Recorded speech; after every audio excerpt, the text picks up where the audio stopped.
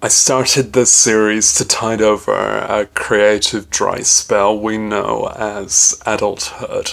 I'd closed off my prior series and got fatigued of the concept of making things people might want to watch. I don't intend to make it a long-term habit to make content that's consciously banal, uncomedic, uncreative, just about somebody else's work. But then I went and did that. The first few are so yellow because I just wasn't up to editing for a while, so I just filmed a load and was trying some white balance setting on my camera that I thought would combat how the brightness jumps around sometimes. It didn't. I honestly enjoy those ranking albums listicles and thought I had something to say in that context. Thought I might do articles, but then thought I don't really intend to maintain an online prose thing when I've got an online video thing. This is kind of the endgame format for me. And I've got an audience here, some of whom aren't even me. Just wanted to make something easy without much creative effort, just honest opinions on things I definitively know about. But then I realized the intro jingle should spoof the band each time, so I made more work for me. I kinda regret not doing the intros like that from the start, because repeating footage is just wasting the viewer's time. But also I conveniently front-loaded a load of bands I can't do the voice of. Not that that stopped me in more recent attempts. First few I did of that, it wasn't a particular song, just doing the 3-chord jingle in the style of that band. Then I realized that one of them sounded exactly like one of their songs, so I just did that and just stuck with it. I prefer that approach to recording complex instrumental layers for a 5-second jibe. Anyway, Bad Religion and Blood Brothers are kind of more identifiable for their sound than their songs. I was always going to put a little rising melody part in, but then I didn't. I dislike cliches that don't get subverted, but maybe doing the cliche for a bit is what earns the subversion, because it's established a familiar form. Or maybe it wasn't worth that bit either. I think that I observably approach a lot of smaller names on this show, both in popularity and career duration. I'm not exactly consciously avoiding big names, I'm consciously avoiding loads of work. But it comes down to what I'm interested in and what I can say something about that might actually contribute knowledge. I probably will get to ABBA and Bowie, but in those cases I won't even be in the first 500 career-length opiners. With less known things, I can theoretically communicate with the apt audience, and 99% of my audience is theoretical. And both engage with the right oddballs who already have that interest and potentially recommend something new to the right oddballs who don't yet have that interest. The duration of a video correlates exponentially with the amount of time it takes to create and to bloody render. Which means I'll only step up to those chores occasionally. It's also just a daunting task. Crunching a life's work, stacking up that many CDs. Those that have crossed the line where I can't just hold them all in this shot, that's where my union has insisted that I be paid overtime. If they go on that horrible little wooden table, here's a secret. I quickly learned I need to film those bits backwards. For one thing, I can decide a stack in advance rather than an instinctive chronological stack up, where I'll probably end up contradicting my instincts by just comparing to the prior one each time, not inspecting exactly where it goes. And it's just much easier to do a reverse chronological Jenga rather than a qualitative one-by-one assembly. They are still assembled by quality, but that's not done on camera. I think a chronological approach is the right way to do this stuff, and the listicle ordering is more about like clickbait suspense, even when most people agree what the best album is going to be, and the crummy ones you have to start with. I prefer to tell the story how the story goes. I can be like that as a listener too. I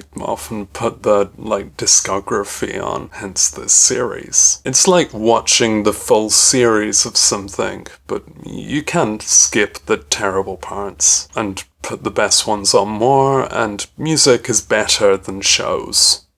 Try music. This video is sponsored by music. I'm aware of the familiar shapes rising in this format, some of which are just my real-time habits, but there's also how the stories of music careers go. The times when creativity is fresh, then intense, then tedious, then you gotta take a break, then try and get it back, then maybe succeed at getting it back. I actually recorded the Bad Religion one, no script. 3 times over because I didn't like how I looked or something. How do I look? Am I sweaty yet? Is my hair sticking together?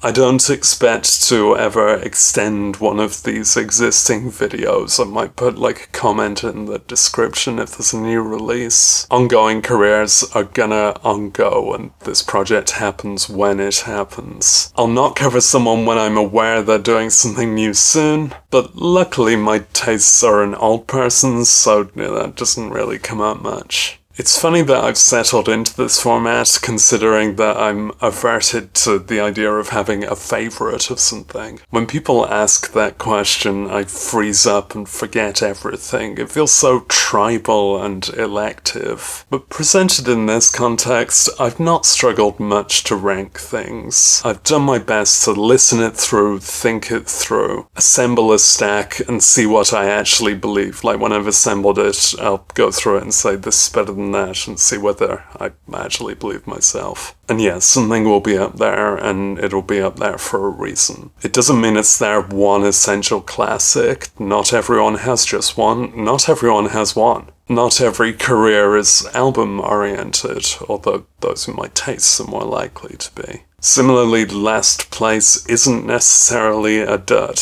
Just listen to the things I say. I think I've not always found enough to describe about something, and maybe that's a weakness of the comparative sequential format, or maybe it's a weakness of me. It might be time to script more or to overdub more, because I do freeze up and forget what to say when on camera. I also embrace the vagueness of the format. I might say it in words, but a stack of CDs doesn't explain huge chasms in quality between them. The physical limitation of gravity is helping me out with that. Conversely, there might be some irrelevant, tiny qualitative distinctions. I'll try really hard not to end up putting things equal, but yeah, this is rank the albums, not assign percentage scores. Maybe I kind of regret including EPs when they're often inessential, when their brevity is often their drawback. I generally mean to include anything that's got more than 3 unique tracks concatenated together. But I'm gonna break this rule sometimes, and more horrifyingly, one of these days I'm gonna miss out on something. And when to include like solo careers and spin-offs is not gonna be absolutely consistent, but still has a pretty solid core in my instinct. I intend to branch out a bit in how I present this, different camera setups, or lack thereof, especially for the things I don't have CD copies of. I seem to not be able to describe stuff without holding a prop cue. Kind of did this to get better at unscripted content. That's not happened. Do not expect any, like, real-time streams. I hate time. There'll be occasional episodes where it's kind of just solo career bric-a-brac that I could have sewn together with a prior episode, but it just didn't feel right or took too much effort. I don't really expect sequential viewers. It's not like it's Mixed Emoji. This video is sponsored by Mixed Emoji. Try Mixed Emoji. It's perfect for sequential viewers, but doesn't have sequential viewers. It's there. Mixed Emoji. Say it twice. Mixed Emoji. Still, the playlist format is neat. I mean literally neat, but you can use the slang definition as well if you want. I'm aware of one act I've covered having seen the video. That's disarming, because who am I to criticize their work? But that's how criticism works, and it's something I should probably be ready for if I'm going ahead and making these things. They seem to appreciate my appreciation. Part of my self-challenge in this project is from how I tend to find positive descriptions more difficult than negative ones. Maybe because flaws tend to show where something could be better, whilst virtues are kind of ethereal.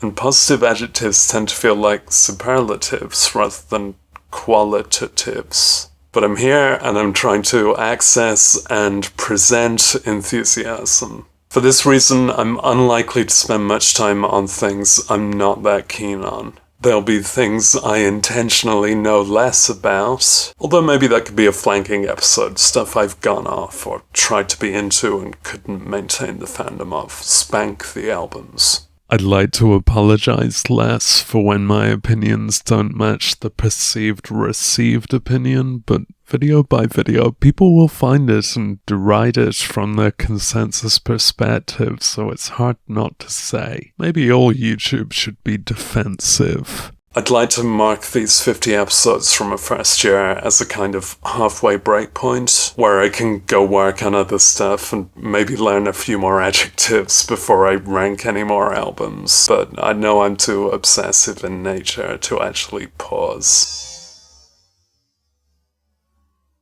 So even if I take a couple of months off uploads, just have a look at my hair and you'll see when I actually recorded it. I do intend the series to be kind of finite, like life. Though I recognize how this is a format there's no mechanical need to ever actually put an end to. It's not exactly from limits of my tastes, but from limits of my insightful tastes. Things where I understand the work enough to step up to advocate it. So as an ongoing current series, it's finite. Maybe it could extend in occasional one-offs when I get the enthusiasm for some new band. Is that still possible? Maybe it's meant to be a project that draws a curtain on my addiction to CDs and my general refusal to consume music in the digital mainstreaming way. In one context, it's me hoping to clear out the things that I don't actually enjoy to listen to by giving them a kiss-off tribute when I've physically got the plastic case here, and then handing them to a charity shop that never makes money from their overstock of CDs, and I'm actually doing more harm than good.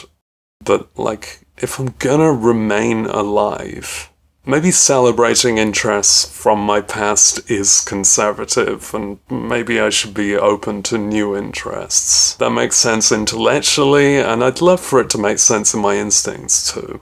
I've also been struggling to work on music the last couple of years and trying everything I can to get that out of the way. I've tried replacing all my equipment, 2 weeks off work just for music, depression, and now publicly dwelling on my influences. Still ain't word, still alive. Backward jingle.